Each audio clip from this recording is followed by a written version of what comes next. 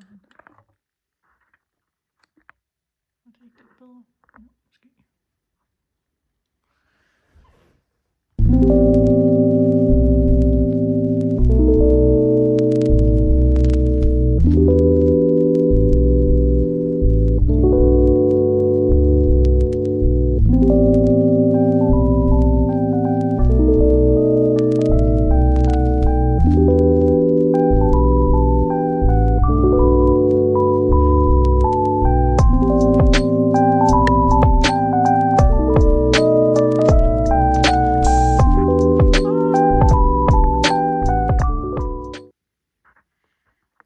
Det kan være, at jeg rykker på jer på et tidspunkt. Nå. Halløj, og velkommen herinde på min kanal, Uld på hjernen med Lomfuld af Uld. Og Lomfuld af Uld, det er mig. Mit navn er Marie, og jeg er 29 år gammel. Jeg bor her i Fredericia sammen med hunden, der er på vej ind i stuen, Bailey, og min mand Thomas. Jeg har strikket i cirka 2,5 år, og det kan jeg godt lide at dele med jer, der kigger med. Min strikkepassion og alt det gejl, det ligesom indebærer. Så, velkommen til. Hvis I er nye, så hej, og velkommen til The Madness, eller hvad man kan sige. Velkommen til Gargaløjer. Jeg nørder rigtig meget strik og garn og alle sådan nogle ting. Jeg kan godt lide at nørde rigtig meget, så det gør jeg rigtig meget også her i forhold til det. Hvilket I nok også kommer til at kunne fornemme. Gamle seere. Hej og velkommen tilbage. Jeg er glad for, at I kigger med. Jeg har lavet en kop kaffe i dag. I min fine kop fra Justesens Keramik. Hun laver nogle sindssygt fine kopper. Den her så uden hang, så den bliver lidt hurtigt varm, når det er.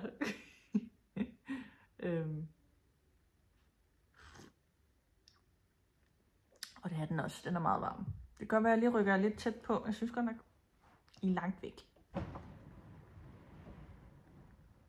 Sådan der. Var det ikke bedre? Det synes jeg i hvert fald. Så håber jeg selvfølgelig, I sidder godt og har strikketøjet klar. Og lad os bare lige hoppe ud i det. Nej, der er noget, jeg skal huske at sige. Følg mig på Instagram. Jeg hedder Lomfuld af Uld derinde. Det er også derfor, jeg hedder Uld på hjernen med Lomfuld af Uld herinde. Fordi så er det nemt at finde mig. Ja, og jeg skal huske at snakke omkring potterwear, fordi at det er begyndt at blive sweater weather. Eller i hvert fald, det er begyndt at blive køligere, så man kan hoppe i de varme sager. Nu må vi se, hvor længe det holder. Jeg har hørt et eller andet med, eller jeg har læst på hvert hjemmeside, at sommer, i hvert fald de højere temperaturer, har ikke sluppet os helt endnu. Og det er jeg lidt træt af som strikker, fordi at jeg vil gerne i gang med at bruge mine striksager, og jeg vil også rigtig gerne i gang med at strikke en masse sweatre og cardigans og sådan noget. Nå. Den jeg har på her, det er en gammel kælling. Det er sweater nummer 18 af My Favorite Things Knitwear. Det var min 4. eller 5. sweater, jeg strikkede. Jeg har strikket den i alpaca uld fra Sandnes i en rosa farve, og så sammen med en håndfarvet månedsgarn fra Sysleriet. Rejser mig op. Ikke fordi jeg kan rykke mig så langt bagud, så I kan se den. Men det er en sweater, som jeg rigtig godt kan lide pasformen af. Den er meget boxy. Sorry, jeg rykker på jer. Den er meget dejlig boxy. Det vil sige, at det er bare sådan en dejlig vams, man tager på. Det er også en sweater, jeg rigtig gerne vil strikke her hen over efterår og vinteren igen. Skal bare lige have fundet ud af, hvilken farve, fordi jeg hælder lidt til brun, men jeg er også i et brunt hjørne for tiden, så jeg er lidt bange for, at jeg bare strikker 1000 brune ting, og så lige pludselig har en brun garderobe. Jeg kan jo også godt lide at have lidt farver. Men spørgsmålet er, hvilken farve det så skal være, eller om jeg bare skal gå med den brune. Jeg har haft lyst til at strikke en brun model af den her siden sidste år. Men nu må vi se. Det er i hvert fald en model, jeg er rigtig glad for. Og spørg mig ikke i forhold til teknikker og hvad om den. Der er nok lidt fejl og mangler i den. Men jeg er glad for den. Nå. Som altid, når jeg laver de her små ting, så har jeg en lille notebog med. Fordi jeg har været igennem et stressforløb og er stadig lidt igennem det. Så jeg har en hukommelse lidt som en guldfisk. Jeg kan følge et spor, og så lige pludselig så blanker jeg bare fuldstændig. Og så er det rart lige at have skrevet nogle ting ned. Ja. Vi skal starte med at snakke omkring færdige projekter. Jeg tænker, jeg lige skal filme, så jeg kan putte det ind herude i siden, at jeg har det på, så I kan se det. For jeg har ikke fået taget billeder endnu. Det er simpelthen så nyt, det her jeg har fået færdigt, at jeg har ikke fået taget billeder. Men jeg filmer, når jeg er færdig med at filme her for jer, så filmer jeg lige, at jeg har dem på, så I kan se dem heroppe på. Men det første færdige projekt, jeg har, det er Eva cardiganen. Den er jeg rigtig glad for, at jeg er færdig med, fordi den er virkelig dejlig. Jeg har bare ikke kunne bruge den endnu. 1, fordi jeg har ikke puttet knapperne på endnu. Og 2, jeg skulle jo vise den her. Så jeg vil ikke begynde at bruge den endnu. Men i hvert fald, den er jeg blevet færdig med. Og jeg har selvfølgelig glemt knapperne over i skabet. Så som altid, så kan I lige sætte jer og strikke nogle runder, så er jeg lige tilbage lige om lidt. Og jeg havde lige sat mig til rette. Så det kan jeg lige gøre igen. Det er de her knapper her, jeg tænker at bruge til den. Så vi kan tage den ud, så I kan se den. Det er sådan nogle sorte diamantknapper, glasknapper, jeg har købt ved Fine Detail. Den har sådan et øje her bagpå, så jeg tænkte, at jeg gerne vil bruge... det ved jeg sgu ikke. Det kan godt være, at jeg vælger at sy dem i alligevel, for jeg er også lidt bange for, hvis jeg bruger de der hårnåle, hun har til det, at enten knappen kan komme til at knække. Det tror jeg så ikke, for den er rimelig bestandt. Men hvis de bliver væk eller sådan noget. Der er lidt mindre risiko for, at de bliver væk, hvis jeg syr dem først. Så skal jeg bare passe ekstra godt på dem. Men det tænker jeg ikke er et problem. Men i hvert fald, dem vil jeg gerne have på. Jeg havde lidt overvejet, at jeg skulle finde sådan nogle hornknapper eller et eller andet. Men jeg vidste, at jeg havde dem her liggende. Og jeg synes faktisk, at de er rimelig fine til. Fordi jeg vil ikke have en, der er alt for douchet i forhold til min cardigan her. Og jeg vil heller ikke have en, der er for spraglet, farverig. Og så vidste jeg havde dem her, fordi selvom de er sorte, så er de faktisk også lidt detaljeagtige, fordi at der er det her diamantagtige ved dem. Så de changerer lidt, selvom det er sort. Så dem skal jeg bare lige have syet på. Bare lige. Det ved vi alle sammen godt. Nogle gange kan det godt være lidt hårdt. Og lige klare det sidste med at sy knapper i, fordi det kan hurtigt tage lidt lang tid, før man når dertil. Men ja, rigtig glad for den. Det er en petit knit model, Eva cardigan, og det er en størrelse extra large, jeg har strikket. Jeg har strikket den i Peruvian Highland Wool fra Filcolana, en tråd, og i den farve, der hedder Oatmeal. Det er den her, der er sådan lidt grå-beige i sin udseende. Og jeg var helt pjattet med den her farve her. Jeg kunne godt lide, at den var så basic. Og så stadigvæk er der et spil i. Den ser faktisk, det ser ud som om den har sådan en lyserød halo. Kan jeg godt lide. Så ja, hvad kan jeg ellers sige til den? Jeg skal i hvert fald strikke en mere på et tidspunkt. Og den har bare været fed at strikke, fordi at selvom den er simpel og nem, så er der detaljer i, som gør den underholdende undervejs. Så det er også en, jeg kan anbefale til jer, hvis I nu tænker, at I gerne vil have en cardigan, der er lidt basic. Så kan I gå med den her. Det kan godt være, at han siger noget lige om lidt. Han skal lige ud og lege stor, fordi der larmer dernede. Bailey! sure fis. Sådan er det, når de bliver gamle. Det ved vi vist alle sammen. Gamle mennesker, eller i hvert fald gamle hunde, bliver lidt mere territorielle.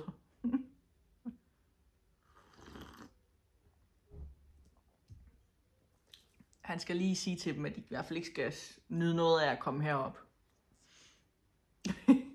Så kan I se, at jeg er blevet færdig med mere om. Det er næsten lige før, den skal have en fanfare, hvis jeg kan finde ud af det. Jeg er blevet færdig med min Christian sweater af Hanne Remme.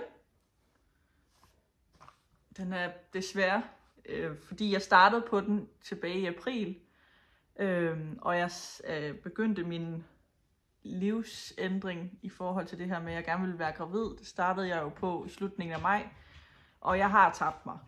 Og det kan man se, når det er, jeg tager den her på. Fordi hvis det var, jeg ikke havde tabt mig, så kunne jeg godt, så sad den helt spidse. Men den er en lille smule stor til mig nu. Men det gør ikke, det er ikke så voldsomt, at jeg behøves at gå i panik over det. Det er bare blevet en vams, i stedet for en lidt mere kropstæt sweater. Jeg har strikket den i en tråd fivel fra Rauma, i farven, den grå her hedder 300, og det er sådan en, der er ufarvet. Det vil sige, at den har det der spil der, som den også har på foråret. Den grå her. Så den er lidt meleret at se på. Og så den grønne her, den hedder skovgrøn. Den har nummeret 16. Jeg synes simpelthen, den er så fin. Og det er min første mønsterstrikke sweater. Så det der med lige at finde ud af, hvordan trådspændingen skulle være og sådan nogle ting, det var sgu en opgave. Til sidst, der, hvad kan man sige, det stykke heroppe af, der er det sådan nok nær perfekt, men det nederste, det er lidt løst, fordi jeg lige skulle finde ud af, hvordan jeg skulle holde det og sådan noget. Og sådan er det. Det vælger jeg at leve med, fordi det er min første, så den skal jo ikke være perfekt. Det er der jo ikke noget, der skal være, men jeg er sådan en perfektionist. Fra gang til gang, der vil jeg gerne udvikle mig i forhold til det her. Og jeg har også planer om snart at skal slå op til en mønsterstrikket sweater mere. Men jeg er virkelig stolt af den her. Virkelig stolt af den. Og I kan også godt få lov til at se indersiden. Skal vi se, om jeg kan finde ud af at få den frem. Tada! Den er jeg faktisk virkelig stolt af. Fordi at indersiden er jo lige så pæn som ydersiden nærmest. Og det er jo dem, jeg har hørt er målet med mønsterstrikket sweatre, at der skal indersiden være lige så pæn som ydersiden. Så gør man det korrekt. Ja. Med det her garn her, så rammer jeg ikke de der 17 masker på 10 cm, som opskriften siger. Jeg rammer 18 masker på 10 cm. Også en grund til, at jeg har valgt at strikke i en 2XL, som jeg har gjort, fordi at jeg vidste, at den ville ikke være lige så, den ville ikke blive lige så stor, som den i opskriften. Jeg har heller ikke blokket den helt ud, fordi at jeg kunne godt se, da jeg havde vasket den, at jeg ville heller ikke trække for meget i den, fordi jeg vidste, at den ville blive lidt for stor. Men det kan man også godt gøre, lige for at snyde det lidt. Ja. Og så er den jo nedefra og op. Det er også første gang, jeg har gjort det. Jeg synes faktisk, det var fint. Selvom at det er en sweater, det har jo taget længere tid, fordi at der gik jo lang tid, før man nåede til det sjove. Men når man så nåede til det sjove, så gik det hurtigt. Fordi at så var det bare, så var den færdig. Ja. Og så har jeg været rigtig meget uvenner med den hals her. Fordi rigtigt, så er opskriften med en højhals. Altså sådan en ombukket hals. Og jeg var sådan lidt, jeg vidste, hvis jeg lavede en ombukket hals, så ville det blive en sweater, jeg ikke brugt i så forfærdelig lang tid. Hen ad et år. Altså det er jo ikke fordi Danmark har super mange af de der iskolde dage. I hvert fald ikke mere. Eller så er vi bare i en periode, hvor vi ikke har det. Men i hvert fald, så har vi ikke så mange af dem. Vi har mere sådan nogle kølige dage. ikke sådan nogle iskolde dage, hvor jeg føler, at man ligesom skulle pakkes helt ind. I hvert fald indenfor. Det er en sweater, jeg også håber på, at jeg kan bruge indenfor nemlig. Så jeg tænkte, jeg vil gerne lave den her almindelige hals med ombuk, eller hvad man siger. Og det der med at finde ud af, fordi når jeg har ikke strikket nedefra op før, så jeg vidste ikke, hvordan det vil, altså hvordan maskerne reagerer, og hvor bredt det bliver og sådan noget. Så først, der fik jeg lavet en hals, hvor at jeg ligesom tog det ind, der stod. Den blev alt for stor, altså alt for bred i forhold til den, jeg kan sætte et billede ind af. Der har jeg lige vasket den og sådan noget. Men der kan man godt nogenlunde se det. Og der var den godt nok bred, altså den sad helt herude-agtigt på mig. Og jeg kunne godt leve med det, men jeg vidste bare, at jeg ville gå og ære mig over det. Jeg kunne allerede mærke det om aftenen, da jeg gik i seng, at jeg lå og tænkte, det irriterede mig helt vildt. Så jeg ventede på, at den blev tør igen, og så samlede jeg masker op rundt her, og pillede op. Og så skulle jeg lige redde de to, der er vendepinde i. Så jeg skulle lige redde 2 German short rolls. Og så tog jeg ind, så jeg ramte 100 masker. Det vil sige, at jeg tog ind på hver 4. pind, er det jo teorien. Og så passer den bare. Den sidder spidse. Altså, den sidder helt perfekt. Og jeg har puttet en elastik i, fordi i tilfælde af, at den bliver løsere med tiden, så er der også en elastik i, så det bliver holdt på. Jeg var bare ovenud lykkelig. Jeg rettede det i går, og den er ikke blevet vasket halskanten, men jeg synes faktisk ikke, det behøves. Det er bare blevet godt. Jeg er virkelig stolt over den her. Jeg er virkelig, virkelig stolt over den. Og det er også derfor, at jeg har mod på at springe ud i en mønsterstrikket sweater mere. Og jeg har også lavet en indre rækkefølge af sweatre, jeg gerne vil strikke. Og jeg kan også allerede afsløre, at jeg har planer om i start oktober at lave et specialafsnit herind til YouTube, hvor jeg skal nørde og gå i dybden med mønstersweatre og komme med anbefalinger til modeller, til garn, til farver, til bøger, tips og tricks til teknikker og sådan nogle ting, tænker jeg, det skal indeholde. Det er i hvert fald, jeg kan selv mærke, at min interesse er blevet vakt, og så tænker jeg, at så er det nu, vi lige skal lave sådan en specialafsnit. Så det kommer i starten af oktober. Så glad for den her.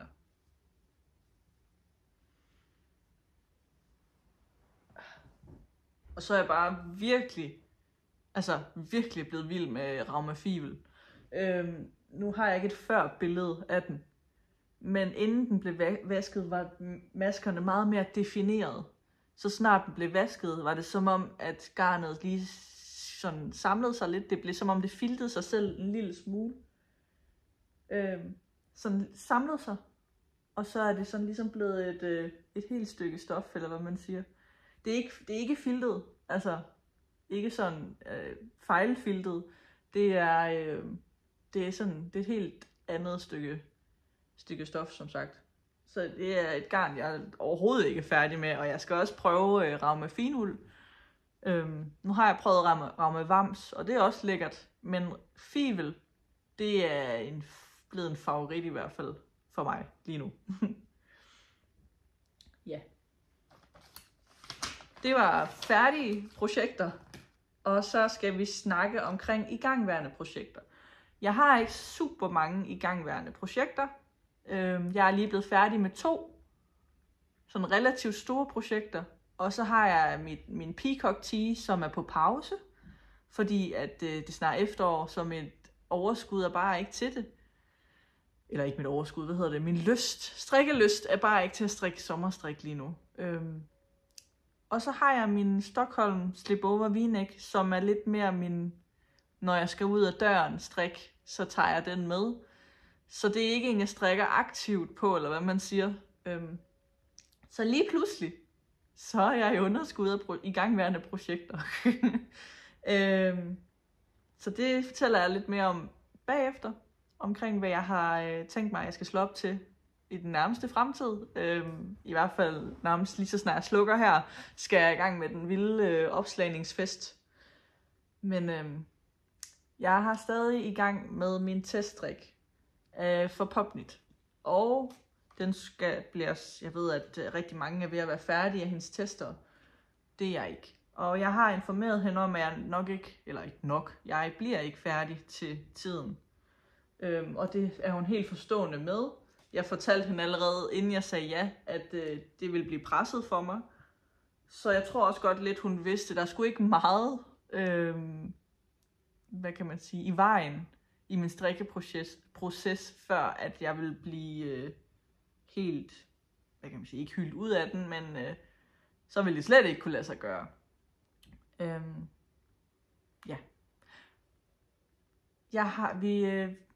Det kommer vi ind på i forhold til slutningen. Det tror jeg er bedre, at vi ligesom snakker omkring, hvad det er, der har gjort, at jeg ikke rigtig har haft kapacitet og tid til at strikke så meget på det. Det tænker jeg lige at gemme til slutningen af det her afsnit, hvor jeg snakker omkring, hvad der sker i mit personlige liv. Men i hvert fald skal jeg huske at sige reklame, for det er teststrik, og jeg har fået garnet og opskrift til testen. Men det er test af Margerie Bom Bom Sweater Light, og det her, det er et ærme. Det kan I vel se. Man strikker ligesom ærmet op, og så begynder man at strikke sådan bort her, og så skal der samles masker op på den ene side og strikkes ud, og så skal der strikkes op på den anden side og strikkes ud. Og så mødes man på midten og samler med maskesting. Det her, det er det ene ærme. Jeg kan allerede sige nu, jeg er lidt i tvivl om, jeg har strikket ærmet langt nok. Jeg ved, at det her snoningsmønster, det giver sig i længden for mig, fordi jeg har lavet en strikkeprøve, og den gav sig cirka 1 cm. Og så ved jeg for hver mønstersektion, så det passer med, at den her den kommer til at give sig cirka 5 cm i vask. Ish. Den er 41 cm nu, og det passer med, at hvis den giver sig 5 cm, så kommer den til at gå mig sådan cirka hertil. Og det er fint for mig, fordi med den her model her, den er meget sådan nede på skulderen her, så vil det være rart, at fordi garnet nok også giver sig i brug, at man ikke skal være bekymret for, at det vil være et problem med tiden. Men jeg strikker den i Saga og Tilia. Jeg prøver lige at finde noget, hvor banderolen er på. I en tråd Saga her. Og Tilia fra Filcolana. Farven hedder Riseda. Og den har nummeret 124. Den er sådan lidt tenderende til pastel. Det hedder ikke pastel, det hedder petrol. Hvilket jeg er rigtig glad for det var det, jeg gerne ville strikke i. Sådan lidt en petrolgrøn farve. Og jeg har strikket 2 ærmer og 2 border indtil videre. Så jeg skal i gang med at samle op nu. Hvis man lige gør. Kan I se det nu? At det sådan der. Sådan skal det sidde. Nok nærmere her. Fordi at så samler man ligesom op og laver nogle udtagninger i forhold til at forme skulderen. Det ser slet ikke dumt ud. Men ja.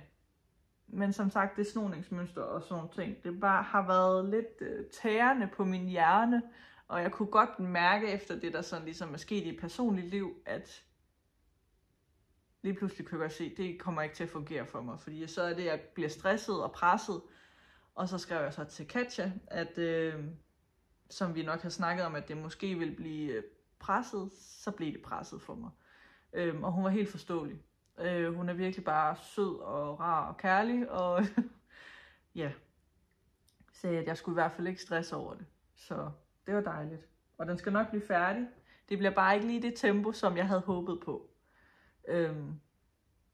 Det er en dejlig kombi til gengæld, så det er ikke et problem, at man får lidt ekstra glæde af det. Altså, det er dejligt, Saga og Tilia sammen. Så. Og noget andet, jeg sådan har strikket sådan lidt mere på, som jeg så synes godt, jeg kan vise nu.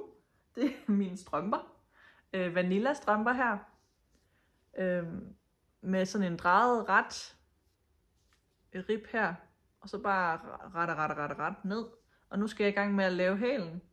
Jeg har allerede en strømpe her, som jeg kan vise jer. Hælen er med forstærkede masker, eller hvad man siger. Det er forskudte masker. Så det er bare en løs dag og en vrang. Eller i teorien er det jo faktisk en løs dag og en ret. En løs dag og en ret. En løs dag og en ret. Og så på bagsiden, der strikker man bare vrang. Og det gør man så lige indtil, at den får den form, der passer til din fod. Så. Og så er det bare almindelig båndtog på et tidspunkt, når jeg har lavet hælen. Det ser bare sjovt ud, for jeg er ikke typen. Jeg bryder mig ikke om at have mega meget stof her i anklen. Jeg skal ikke have et mega langt skaft. Så det ser helt tosset ud, når man så ser foden. Men ja. Farven her er fra, eller garnet er fra et yarn, og farven hedder noget med forår. Det kan være, jeg har banderolen her, så jeg kan forklare jer, hvad den hedder.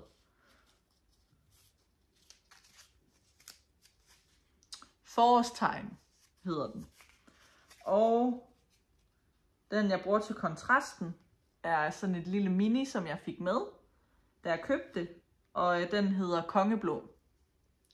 Og jeg synes, farverne går sindssygt godt sammen. Så forhåbentlig næste gang vi ses her, så er jeg færdig med det her par strømper. Min plan er lidt, at nu har mit strømpestrik været på pause her hen over sommeren. Og nu begynder vi snart at have rigtig efterårsvejr, så begynder min lyst til at strikke strømper ligesom også lidt med at komme tilbage. Så jeg tænker her i slutningen af september, begynder jeg at strikke mere aktivt på mine strømper.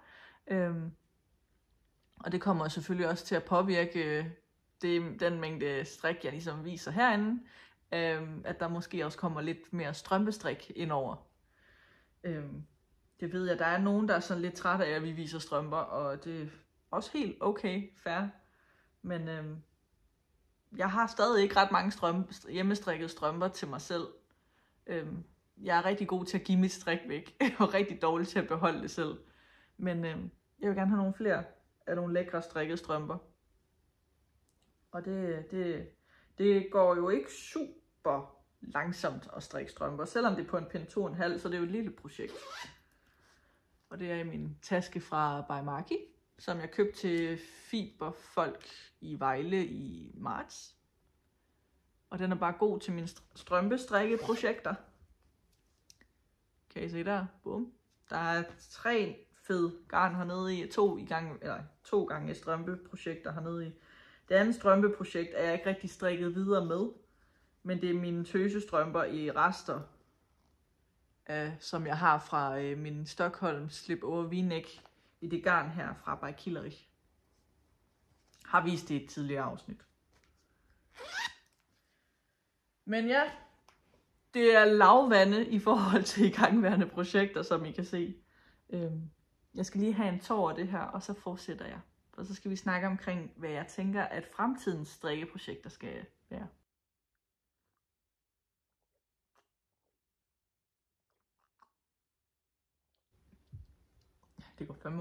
Det går virkelig hurtigt med den kaffe der. Med at blive kold. Den er allerede lunken. Nå. Fremtidens strikkeprojekter. Som I kan se, jeg har startet en knit-along. Hvis I følger med ind på Instagram, så har jeg startet en knit-along, der hedder Se min kjole kald, hvor vi skal strikke eller hækle, eller på anden vis lave en kjole. Og den bunder faktisk 100% ud i, at totalt egoistiske årsager, fordi jeg selv godt kunne tænke mig en kjole. Og så tænkte jeg, det kunne da være sjovt ligesom at invitere jer med, hvis nu der var andre, der havde samme tanke omkring ligesom at mangle en kjole.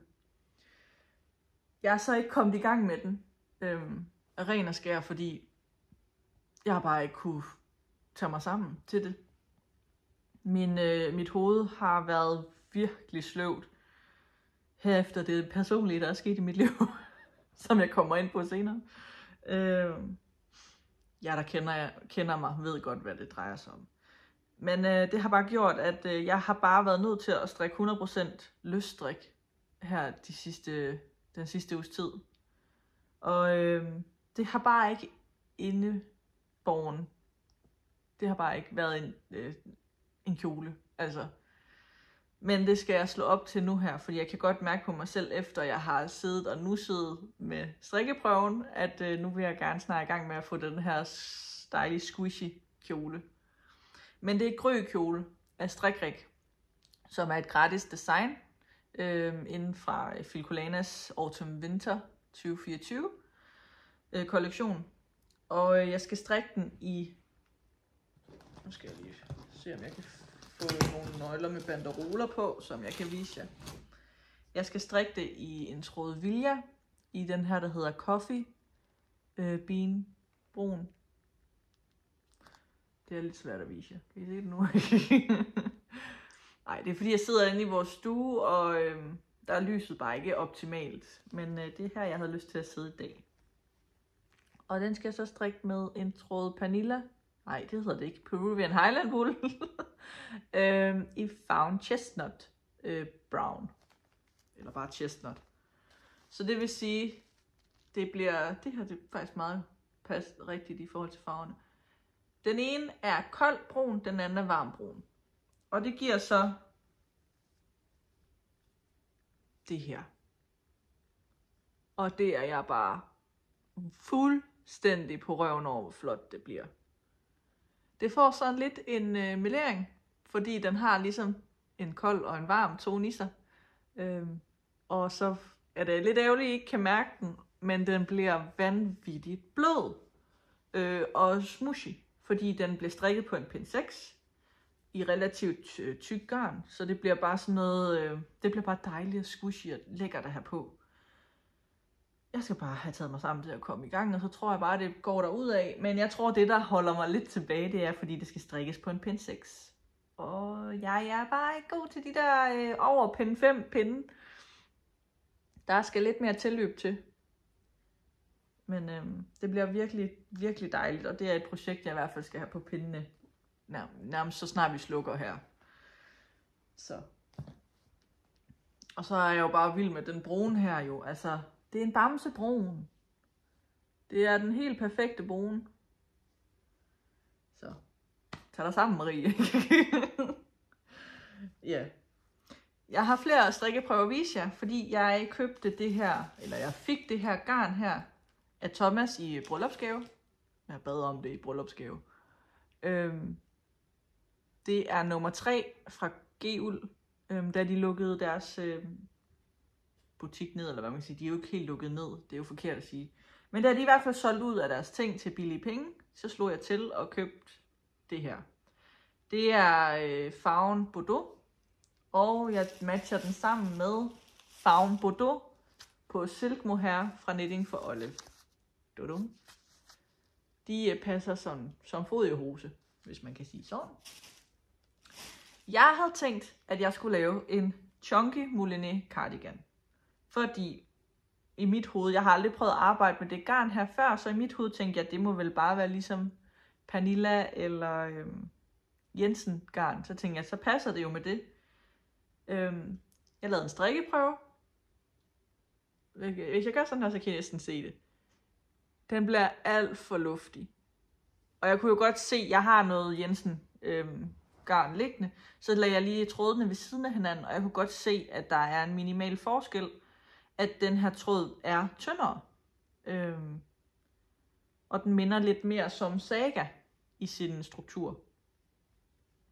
Så tænkte jeg, okay, hvad skal vi så gøre? Hvad har du så lyst til at strikke?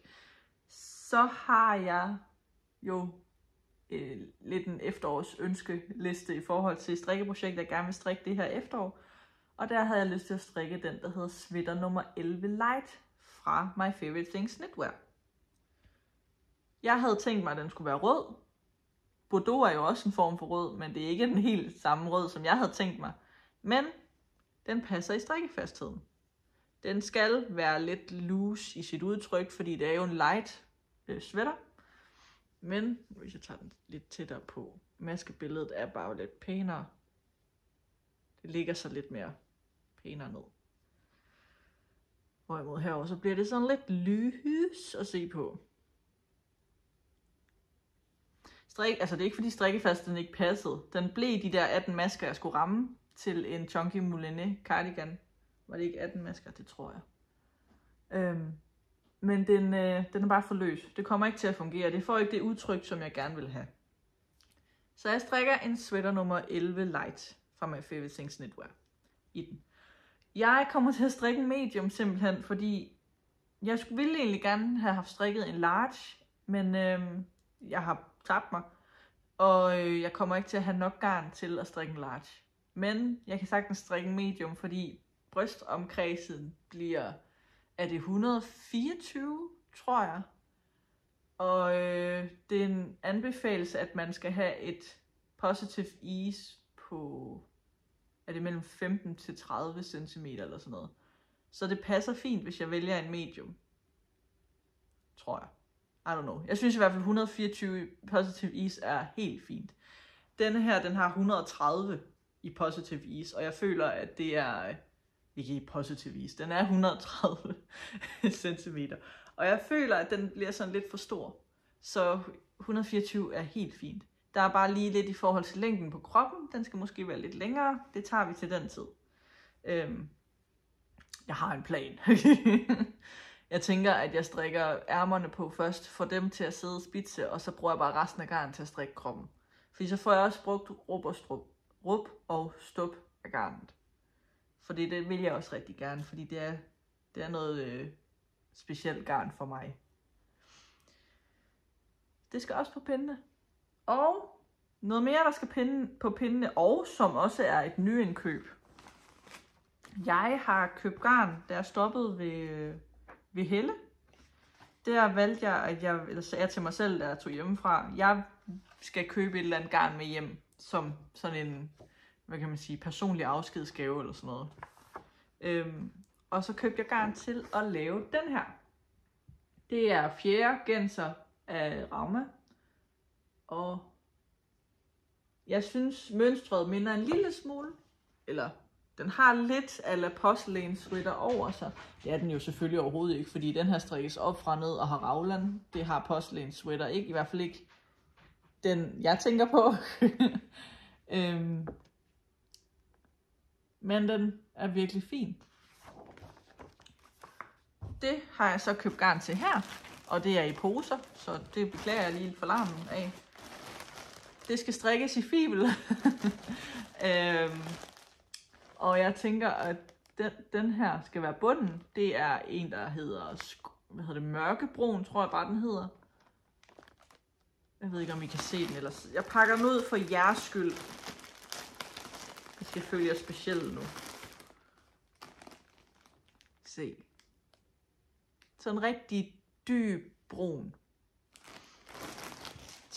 Til bunden. Og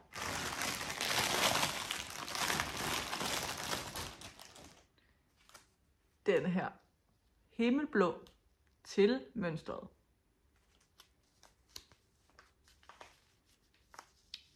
Og jeg tror, det bliver virkelig godt. Jeg drømte om at bruge en... Jeg drømte simpelthen om at bruge en... Hvad hedder det? En gammel rosa i stedet for den himmelblå.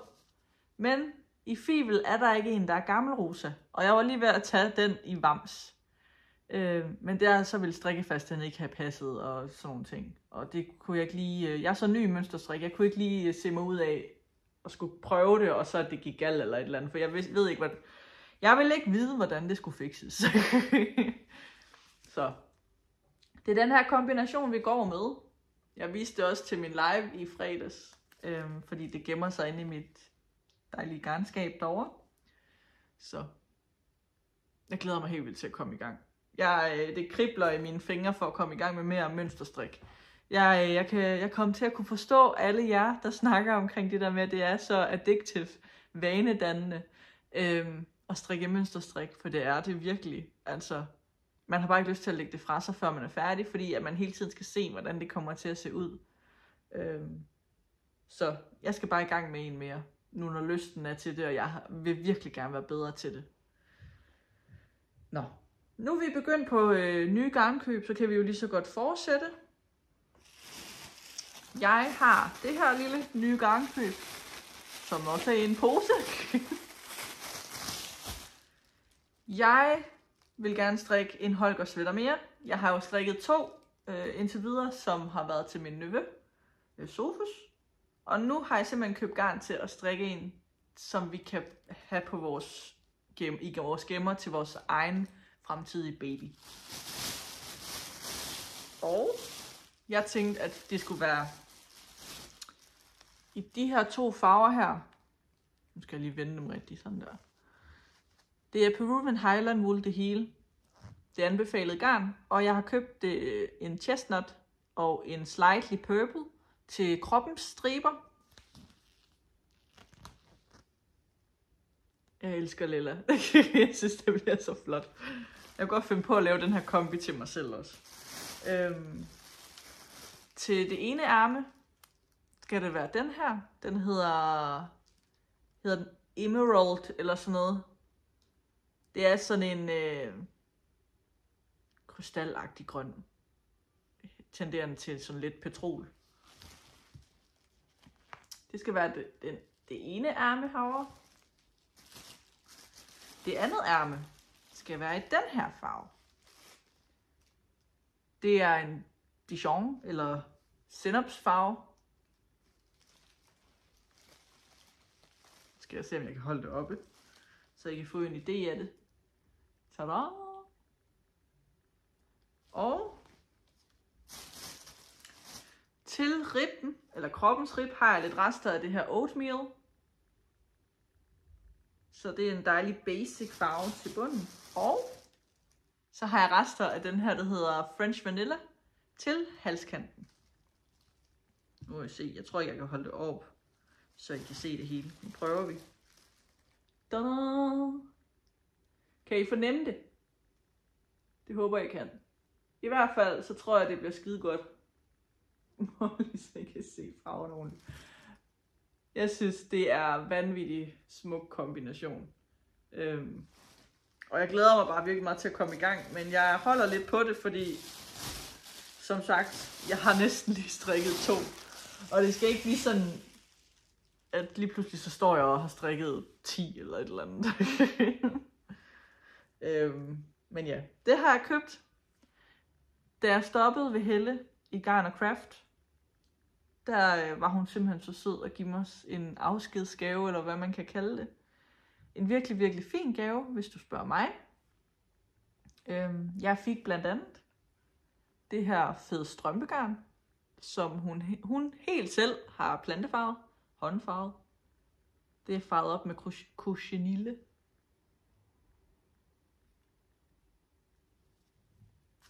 Jeg synes, det er så flot. Og det er selvfølgelig ikke sådan et helt solid farve, fordi at det er jo håndfarvet, så der er jo lidt spil i garnet. Det fik jeg. Så fik jeg, nu kommer jeg til at larme lidt igen, så fik jeg 6 nøgler af den her månestråle. Der er lidt fnulder på, sorry. Og det er jo den med glimmer i. Jeg ved ikke lige helt, hvad jeg skal bruge den til nu. Jeg har en idé om måske at skal sætte det sammen med nogle andre tråde, og så lave vaffelsvætter. Men nu må vi se. Det kan være det også, at jeg i stedet for sætter det sammen med noget, så jeg kan lave en cardigan i stedet for. I don't know. Men det fik jeg 6 nøgler af. Og så gav hun mig simpelthen det her broderikit. Og det er jeg vanvittigt glad for. Der står kaffe, fordi Craig fucker dig op. Og det er totalt i stilen herhjemme, fordi at det kan godt være, at jeg drikker, okay, jeg drikker ikke meget kaffe, det vil jeg ikke mene. Jeg drikker max 3 kopper på en dag. Men Thomas, han drikker meget kaffe, og han er meget glad for kaffe. Så den skal selvfølgelig broderes på et tidspunkt og sættes op, så den pynter herhjemme til. Jeg er virkelig glad for, at... Altså en ting er, at jeg har haft det virkelig godt, altså i hendes butik. Personlighedsmæssigt er vi gået rigtig godt i spænd. Og jeg havde det jo egentlig også rigtig godt med at være der, fordi at det var jo et miljø, hvor jeg følte mig tryg. Og et område, jeg virkelig elskede at nørde. Men jeg brugte bare alt for meget energi på at have med kunder at gøre, og det tog for lang tid for mig at, hvad kan man sige, overvinde det, eller hvad man kan sige. Det ville tage for lang tid, hvis jeg blev der, før jeg ville være helt arbejdsdygtig, eller i hvert fald delvis arbejdsdygtig. Så jeg er lidt ærgerlig over at være stoppet der, men det stopper mig jo ikke i at kunne komme i hendes butik. Og jeg kommer jo også til at filme derfra, når det er, at vi skal lave special, eller når jeg laver et specialafsnit derfra. Så jeg ved, jeg er velkommen, og jeg må altid gerne kigge forbi. Så det er jo dejligt. Nå. Så har jeg også fået købt lidt klubgarn, eller garnklubgarn. Skal lige huske at sige, som altid, hvis du ikke har åbnet det, så lad være med at kigge.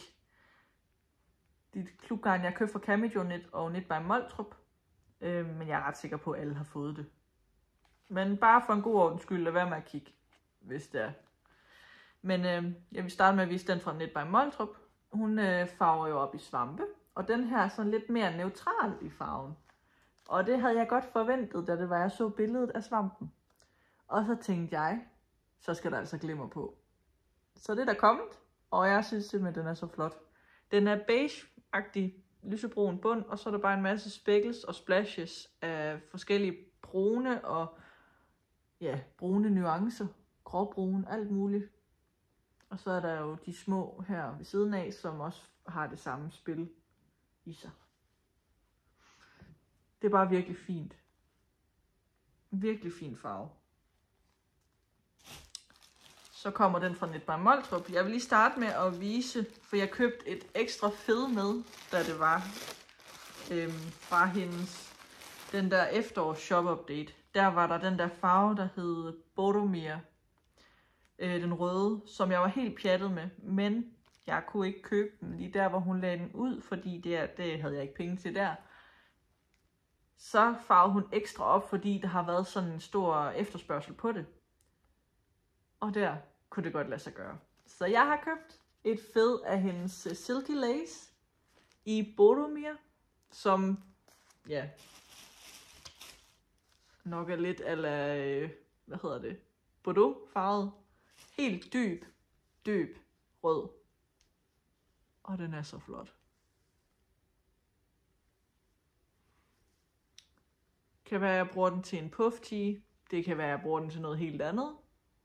Jeg skulle bare have den farve her, fordi den er virkelig pæn. Og det er i non-superwash garn. Så jeg er glad. Okay. Nu kommer månedsgarnen fra Knit by Moltrup. Så er I forberedt. Den er farvet op efter Mordor. Og den ser sådan her ud. Og den ser sindssygt ond ud, hvis I spørger mig. Mega mørk med lilla nuancer. Og en følge, en mini her ved siden af, som har lidt af det samme. Jeg prøver lige sådan, så I kan se den. Lidt brun og grå. Altså, jeg synes, den er pæn nok. Det er ikke en farve, jeg er jublende lykkelig over. Og jeg tror lidt, det er det der med, fordi den er så dunkel og mørk i det. Fordi jeg kan godt lide lilla, og jeg synes da også, at lilla farven i sig selv er pæn. Men sammen med det grå op imod, der synes jeg, det bliver meget dunkelt. Jeg har overvejet lidt, om jeg skulle sælge det, men nu ved jeg ikke lige helt. Jeg prøver lige at lade den ligge og sumpe lidt over det. Og lade den marinere lidt. Men altså selve lilla-delen kan jeg godt lide den i hvert fald. Og den passer jo til temaet. Altså nu ved jeg ikke, Mordor, det er bare en dunkel område i historien. Så selvfølgelig skal den være lidt af den mørkere slags. Yes. Det var alt strikke- og garnrelateret. Nu tager jeg lige en tår kaffe mere, og så skal vi snakke omkring, hvad der sker i mit personlige liv.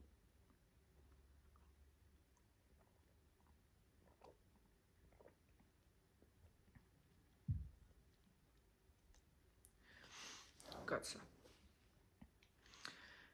Ja. Jamen, hvor skal jeg starte? Jeg kan starte med at sige, at jeg er jo stoppet ved Garn & Craft, så jeg er ikke længere ude af døren om onsdagen og om fredagen. Hvilket er lidt mærkeligt og lidt smule træls faktisk, for nu var jeg jo først begyndt at have lidt en rytme i det. Og lige pludselig så er det bare, at jeg sidder herhjemme igen og sådan, ja, sumper lidt hen i uvished, eller hvad man siger. Det er jo ikke fordi, jeg ikke laver noget, altså jeg strikker jo. Men efter også den periode, jeg har haft på det sidste, hvor jeg har været virkelig træt og udmattet, så har jeg heller ikke haft overskud til at gøre noget husligt eller sådan nogle ting. Jeg har lige knap haft overskud til at træne og lave mad. Det har også lige knapt, altså som i, hvad hedder det, røven i vandskorben-agtigt, nærmest lige har overskud til det. Og jeg har også kun lige overskud til at sidde og strikke på noget, der kræver noget for min hjerne. Fordi vi har fået rykket min mor ud af, hvad hedder det? Ja, hendes hjem. Vores sted. Hun blev smidt ud og skulle være ude den 31. Og fra om onsdagen af, den 31. var om lørdagen, fra om onsdagen af var vi nede og hjælpe hende med at fikse en hel masse. Onsdag var vi ude og hjælpe hende med at komme ud og se et rækkehus, som eventuelt kunne være noget.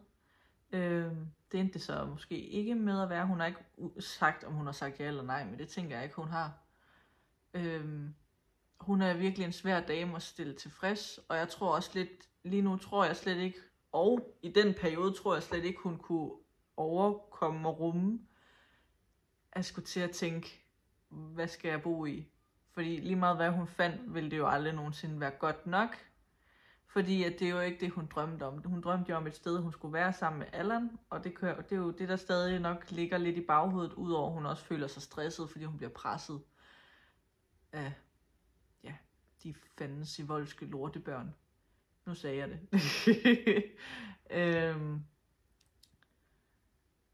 Ja. Og der sad, hun havde jo fået sin advokat til ligesom at bede om lidt ekstra tid, ligesom at kunne nå at pakke sammen, for hun havde ikke noget sted at bo. Det ville hendes advokat, eller deres advokat, skide på. Hun skrev decideret, at hun skulle være ude der, ellers så ville de sende fogeden efter hende. Eller ikke efter hende, men fogeden ville komme ned i huset og smide hende ud, hvis det var. Det er jo næsten det samme at sige, at fogeden ville komme efter hende. Ja. Så hun er kommet midlertidigt ud og bo ved min fætter. Han bor i Børkop. Men det er jo heller ikke super optimalt, når man er vant til at bo inde i byen, og man har en masse, man skal ind i byen. Man har ikke nogen bil. Og hun er en dame, der har ledegigt. Så jo, hun kan godt cykle, men altså, det tager sindssygt meget af hendes energi, fordi hendes krop er jo, altså, hun har ondt hele tiden. I større eller mindre grad. Og det er bare, jeg bliver så frustreret, fordi kommunen er pisse ligeglad. Hun ringte derned for ligesom, hun har ringet til dem flere gange for at finde ud af, har I noget, jeg kan flytte ud i, fordi lige om lidt så bor jeg altså på gaden. Det havde de ikke, fordi alle deres udflytningsboliger, eller hvad man kan sige, akutboliger, de var optaget, så de kunne ikke hjælpe hende. De kunne eventuelt, nu når hun var førtidspensionist, kunne de se gennem fingre med, at hun kunne komme i en pensionsbolig. Måske, sagde de. Det kommer også lidt an på i forhold til alt muligt. Nu må de jo se. Så hun blev presset ud, at jeg skulle bo ved min fætter. Hun har så ringet rundt til Gud og hver mand for ligesom at få rykket hendes adresse og få rykket hendes alt mulige personlige ting, så tingene ikke bliver sendt ned til den bolig, hun kommer fra, for hun vil jo selvfølgelig heller ikke have, at de lige pludselig står med nogle af hendes personlige papirer og bare kan kigge i dem, for hun stoler ikke på dem. Og hun er bange for, at hvis de lige pludselig får et eller andet af hendes personlige ting, at de kan misbruge det. Og det er ærligt, efter alt det her, så vil det ikke undre mig, at de kunne finde på det. Altså. Nå. Men så ringte hun så til kommunen for at smelde sin flytning. Og for ligesom at høre i forhold til, hvad hun skulle gøre i forhold til, for hun er jo førtidspensionist. Hvad ville det ville gøre i forhold til hendes ydelse? Og der var de simpelthen så frække at sige, at hun kunne sagtens sige, at det var midlertidigt og sådan nogle ting, men de kunne jo ikke vide, at hun ikke var gift med min fætter, altså hendes nevø. Så siger hun til dem, jamen altså, ja, det er min nevø. Må man overhovedet det? Jamen det måtte man godt. Det var åbenbart lovligt. Så sagde hun til dem, ja, det ville hun fandme ikke. Hun ville fandme ikke være, altså, hvad er det, de snakker om, mistænker hende for? Så sagde de, den medarbejder, hun snakkede med, sagde, vi kan jo ikke vide, om du vil snyde, eller om du er i gang med at snyde. Altså. Og jeg bliver så hissig. Hvem fanden er den fucking medarbejder, der sidder og behandler en sårbar person, sådan alt det, hun har været igennem, og hun står uden et hjem, faktisk. Og så lige sparker hende lidt mere, mens hun ligger ned. Hvad fanden bilder de sig ind? Helt ærligt. Og det er ikke kun det. Kommunen har været fucking latterligt idiotiske, også nu snakker jeg lidt højt, Thomas ligger sig over. Kommunen har været fucking idiotiske i forhold til Allans sygdomsforløb. Han blev jo også syg med stress, og blev presset i arbejde, og endte med at dø også. Kan selvfølgelig ikke sige præcis hvorfor, fordi hans søde og dejlige børn, de vil ikke have ham obduceret. Det er et problem nu, fordi at vi har ikke beviser for, at kommunen har fejlet der.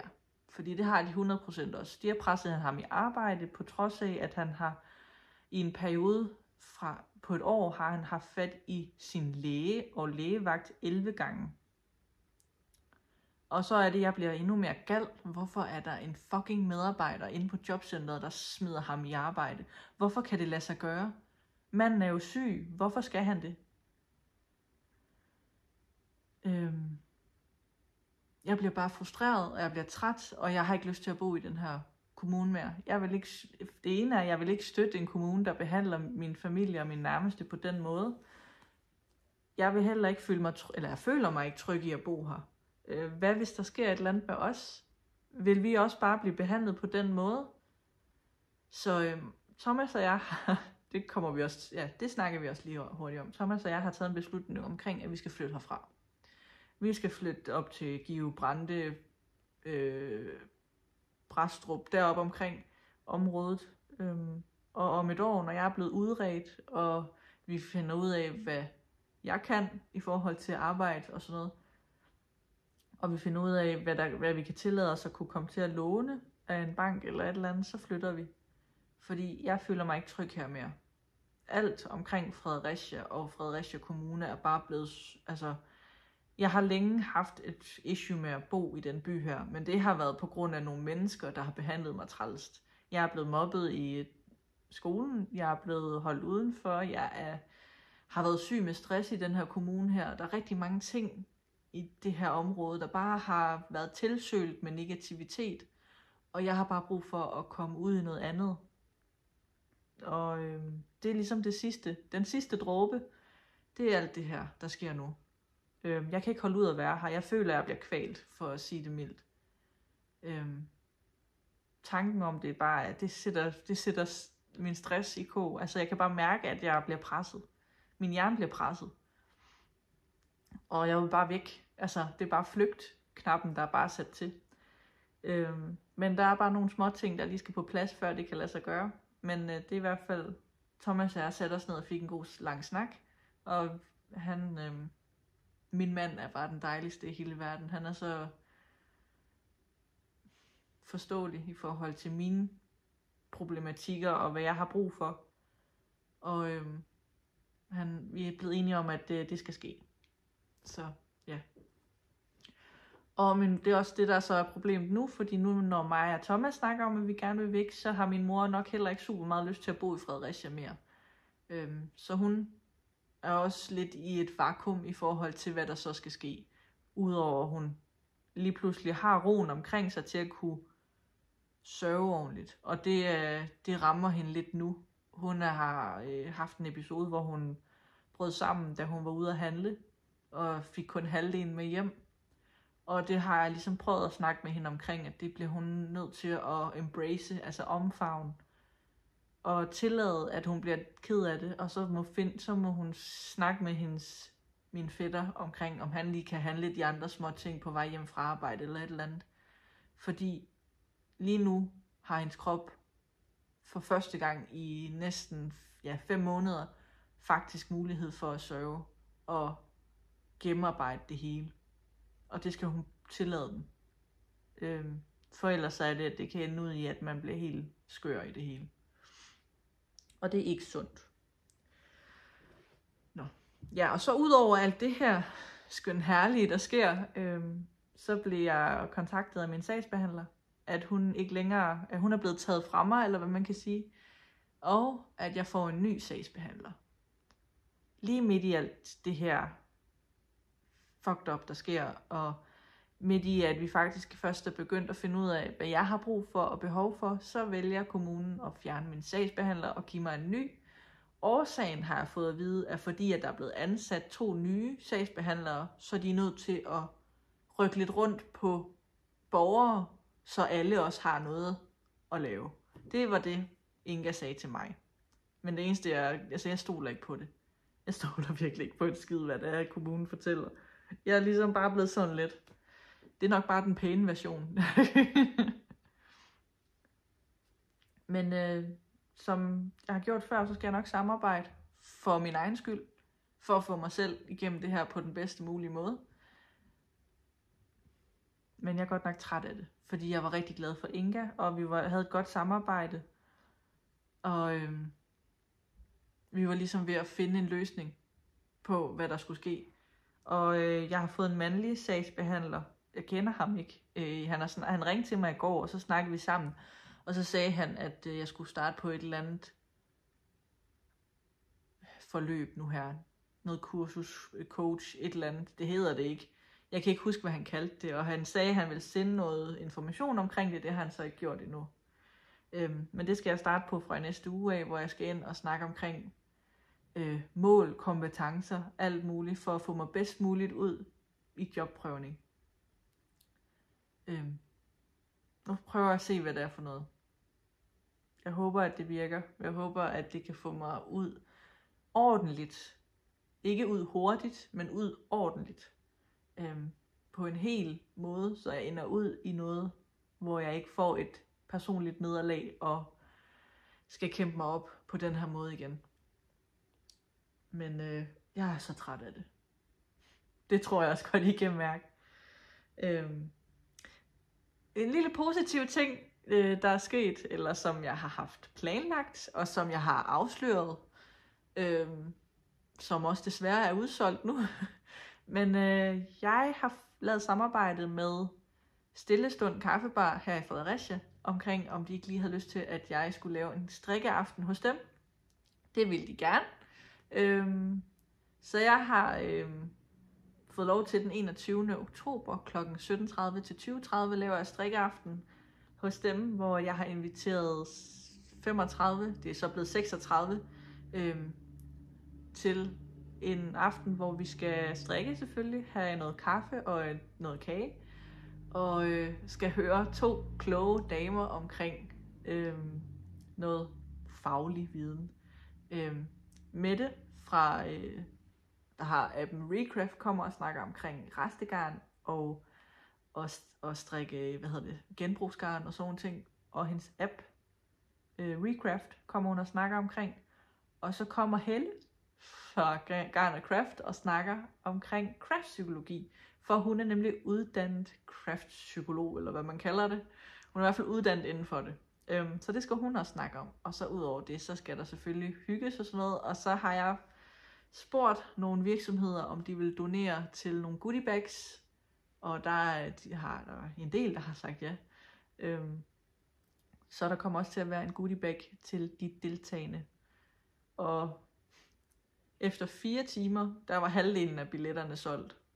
Efter 8 timer var der helt udsolgt. Det synes jeg var helt vanvittigt. Men det vidner jo også omkring, at det er noget, de hungrer efter her i Fredericia. Og noget, igen, kommunen er dårlig til. Jeg sad og snakkede med Thomas her forleden dag, om hvorfor kommunen ikke har en SoMe ansat, som de kan bruge. Ikke bare kun bruge ved kommunen, men hvor virksomhederne kan bruge den sådan til at gejle, byen op, sætte alle mulige arrangementer i gang, ikke bare by night, fordi by night er 2, måske 3 gange på et år. Hvis man laver det her med en SoMe, der kommer ind og arrangerer sådan nogle tiltag, som for eksempel jeg har gjort nede ved Stillestående Kaffebar, så vil man hurtigt kunne få, bare på 1 gang om måneden, så kunne man få ens husleje dækket ved at gøre sådan. Fordi udover den pris, man sætter til sådan nogle arrangementer, sådan nogle samværsarrangementer, hvor vi er sammen, det vil folk virkelig gerne. Hvis man gør det 1 gang i måneden, så kommer folk derned, altså udover de betaler for den her billet her, men der er også større mulighed for mere salg under arrangementet. Så hurtigt, der kan man bare få tjent en husleje hjem på en måned, og så er det, at sådan, det der med, at byen er lidt død, altså, der kommer ikke så mange ned og køber noget i butikkerne længere, på samme måde i hvert fald. Så gør det egentlig ikke så meget. Altså, selvfølgelig så skal folk jo ligesom købe det, der er på hylderne, men man er ligesom på en eller anden måde dækket ind, hvis det giver mening, huslejemæssigt. Det er bare noget, jeg sådan ligesom har funderet over, hvorfor det er, at kommunerne ikke gør noget mere ud af det. Også bare sådan generelt laver flere arrangementer, ikke kun by night og sådan noget, men sådan generelt. Men ja. I hvert fald har jeg lavet den aften, men der er desværre udsolgt til den her hygge-strikke-café. Og nu må vi se, hvordan det går, fordi hvis det går virkelig godt, kan det jo være, at jeg får lov til at lave sådan et arrangement igen. Og det vil jo være fedt nok. Specielt når interessen er så stor i forhold til det. Så ja. Det er i hvert fald det, der er sket i mit personlige liv siden sidst. Udover det, så på fredag, der skal jeg til Fanø. Og jeg glæder mig helt vildt. Jeg skal afsted med min moster og med min kusine. Og så kører vi klokken 7:30 om morgenen. Og så, ser vi, hvordan det går. Det er første gang, jeg skal til Fanø. Jeg aner overhovedet ikke, hvad jeg er gået ind til. Men jeg har hørt, det er den hyggeligste strikkefestival, fordi hele Fanø bliver lavet om til strik, garn, kreative sysler. Og alle går bare med på lejen. Så jeg glæder mig helt vildt til at prøve det og opleve det. Og jeg glæder mig til at kigge på en masse dejlige sager og måske købe lidt. Jeg regner med at lave en vlog derfra. Længden af vloggen aner jeg overhovedet ikke. Min tanke er, at jeg gør bare ligesom jeg plejer, og filmer og hygger og klipper og sådan nogle ting, og laver en intro og en outro. Og så håber jeg selvfølgelig, at I vil kigge med, når det er. Ja. Og selvfølgelig, hvis vi ses over til Fanø, så må I rigtig gerne komme og sige hej. Om ikke andet, så håber jeg jo, at vi ses derovre. Det er på det seneste, er det ikke så tit, jeg har været ude af døren. Der er sket lidt meget i mit personlige liv, som har gjort, at mit overskud til alt det her strikkerelateret ikke har været det vilde. Jeg vil prøve at lave lidt om på det. I hvert fald blive bedre til at kigge ind, selvom jeg måske ikke lige kan magte det. Fordi oftest, så bliver det jo meget hyggeligt alligevel. Ja. Det var det, jeg havde for i dag. Så nu skal jeg nok slippe jer igen. Og så må I huske at like og kommentere selvfølgelig, og abonnere på min kanal, hvis I synes om det, jeg viser jer her. Og så vil jeg glæde mig til, at vi ses igen næste gang til mere uld på hjernen. Kan I have det godt så længe? Hej!